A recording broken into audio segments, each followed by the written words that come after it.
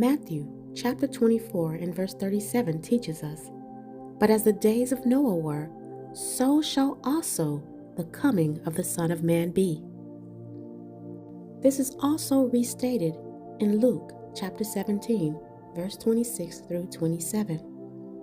Verse 27 says, "They did eat, they drank, they married wives, they were given in marriage, until the day that Noah entered into the ark, and the flood came and destroyed them all." It appears that people thought they were living normal lives during the time of Noah, just before the flood. They were oblivious to the impending doom. So now we need to ask ourselves, if that happened in the days of Noah, what was the Hamashiach telling us in Matthew 24 and Luke 17? Today we're going to be taking a look into the book of Jasher, in which expounds on Matthew chapter 24 and Luke 17. We're going to be reading Jasher chapter 6. We need to find out the correlation between the days of Noah and the time period we're living in today.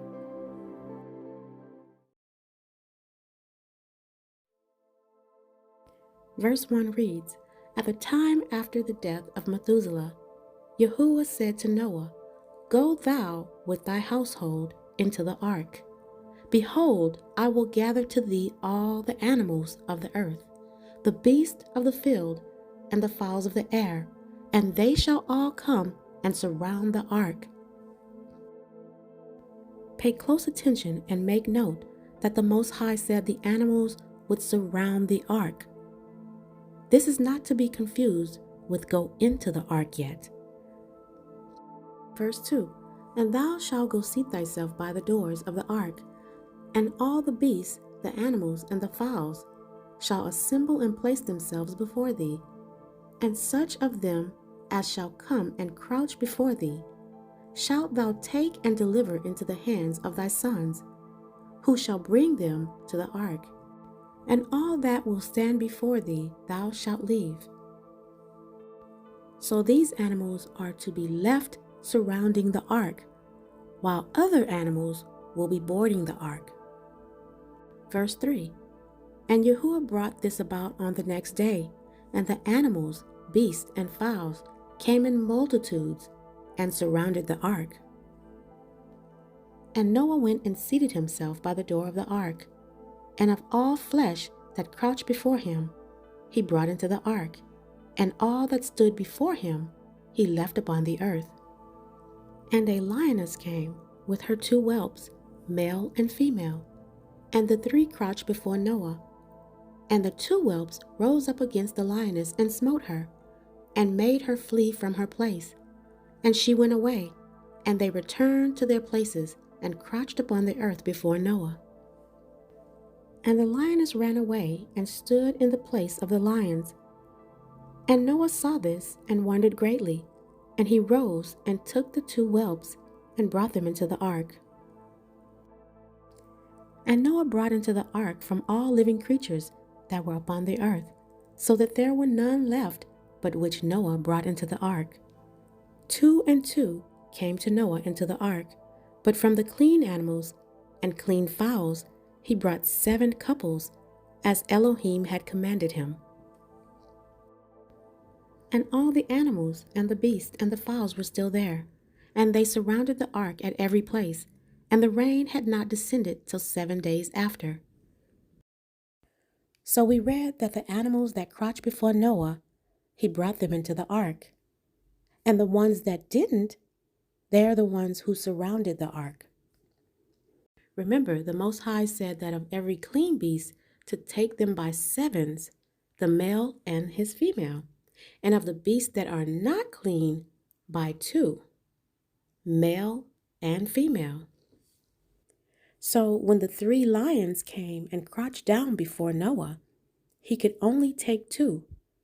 As we heard in the story, the cubs or the whelps attacked the lioness and she ran away in her place, in which means she was one of the animals surrounding the ark. And the 2 lion whelps, they entered both into the ark, male and female. Let's take a look at verse 11.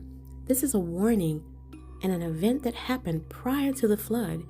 It says, "And on that day, Yahuwah caused the whole earth to shake, and the sun darkened, and the foundations of the world raged, and the whole earth was moved violently, and the lightning flashed, and the thunder roared, and all the fountains in the earth were broken up, such as was not known to the inhabitants before. And Elohim did this mighty act in order to terrify the sons of men, that there might be no more evil upon the earth.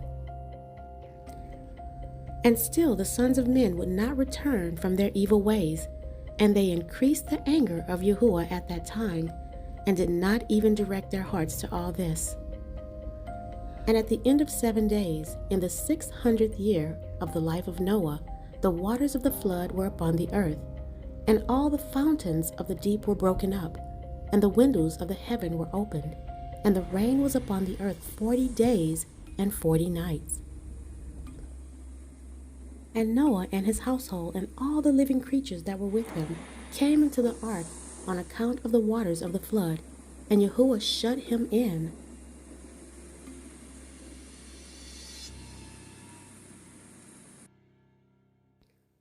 It's now time for us to start making these connections. What does the days of Noah have to do with this present time? So that we can connect the dots accurately, let's go back to Matthew chapter 24, verses 37 through 39. And it reads, "But as the days of Noah were, so shall also the coming of the Son of Man be. For as in those days that were before the flood, they were eating and drinking, marrying and giving in marriage, until the day that Noah entered into the ark." So verse 37 and 38 sounds like the time period that we're in now, and it's the same time period that Noah was living in right before the flood came and took them all away. So they were eating and drinking and partying and just living life like the world would never end. When you get a chance, read chapter 5, because Noah warned the people 120 years about the flood coming. They had ample amount of time to get their houses in order. So they just continued to live life as if they were never warned. In fact, 39 says, "And knew not until the flood came and took them all away, so shall also the coming of the Son of Man be." This is not a warm, cuddly bedtime story to tell your children before they go to sleep at night. The heathens tell this story like it's a fairy tale, like something magical, imaginary made-up beings in a far-off land. But the way they tell it is truly fabricated and intended to deceive the masses into thinking that this was a warm, cuddly story, when in fact it was a mass killing that took place, and every living thing upon the face of this earth drowned. So tell me how you heathens get a warm, cuddly feeling when you tell this story. Allow me to answer that. You lied about the story of Noah, just like you lie about everything else. It would behoove everyone who's listening to this message today to take heed to what I'm saying. Because if you understand these scriptures, then you know that this is no nursery rhyme, and that just as in the days of Noah, there's going to be another mass destruction. In fact, in Revelations chapter 19 and verse 13, it appears that the Hamashiach's garments are going to be dipped in blood. You heathens should be thinking right now, shame on my forefathers for telling us all these lies.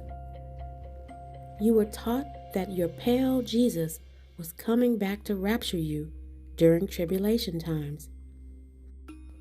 But you know, it really doesn't matter whether you accept this or not. The only Savior who's going to return look exactly like the people that you hate and have oppressed. Okay, so let's continue at verse 16. It says, "And all the sons of men that were left upon the earth became exhausted through evil on account of the rain, for the waters were coming more violently upon the earth, and the animals and the beasts were still surrounding the ark. The Most High knew that as the waters continued to become more and more violent upon the face of the earth, that the people would try to break into the ark. So he commanded the animals who weren't taken into the ark to surround it and guard it. And 17 says, "And the sons of men assembled together, about 700,000 men and women, and they came unto Noah to the ark. And they called to Noah, saying, Open for us, that we may come to thee in the ark. And wherefore shall we die?" Verse 19, "And Noah with a loud voice answered them from the ark, saying, Have you not all rebelled against Yahuwah, and said that he does not exist? And therefore Yahuwah brought upon you this evil, to destroy and cut you off from the face of the earth." This is the same thing that's going to happen when the Hamashiach returns. At the last minute, there's going to be those people who want to try to enter into the ark, but it's going to be too late. In fact, I believe we're in the time where the doors are beginning to close. The grace period is almost over. The gospel of the truth is being taught all over the world, and then the end is going to come. All of you who want to continue to call him Lord or God and not acknowledge his Hebrew name. All of you who don't want to believe who his children really are. The so-called Negroes who are in fact the Hebrew Israelites of the Bible. All of you who want to deny the holy days and partake in the holidays. Those of you who do not want to keep the seventh day of rest, the Holy Shabbat. And all of you who continue to abound in wickedness. When the Messiah returns, he has a lot of destroying to do. In verse 20, Noah said, "Is not this the thing that I spoke to you of 120 years back, and you would not listen to the voice of Yahuwah, and now do you desire to live upon the earth?" Noah is saying, I tried to warn you for 120 years, and now that the flood has come upon the earth, you want to save yourself?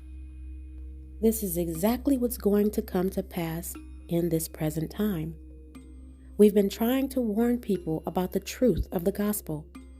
We've been trying to tell them who the real Israelites of the Bible are. We've tried to warn them of Yahuwah's real name. We've tried to warn them not to keep holidays, but to keep holy days. We're trying to warn everyone to keep the seventh-day Sabbath holy, etc., etc., etc. And the warnings seem to continue to fall on deaf ears. Now that these people are in trouble, listen to what they said in verse 21. "And they said to Noah, We are ready to return to Yahuwah. Only open for us, that we may live and not die." And Noah answered them, saying, "Behold, now that you see the trouble of your souls, you wish to return to Yahuwah. Why did you not return during these 120 years, which Yahuwah granted you as the determined period?" 23. "But now you come and tell me this on account of the troubles of your souls. Now also Yahuwah will not listen to you, neither will he give ear to you on this day, so that you will not now succeed in your wishes."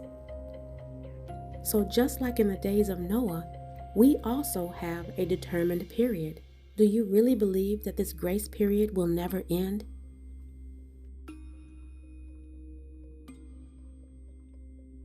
Listen to these wicked people in verse 24.